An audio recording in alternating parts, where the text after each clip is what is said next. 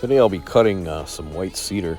I'm going to be cutting it, limbing it, and stripping the bark off and getting ready to cut the logs so I can cut lumber tomorrow.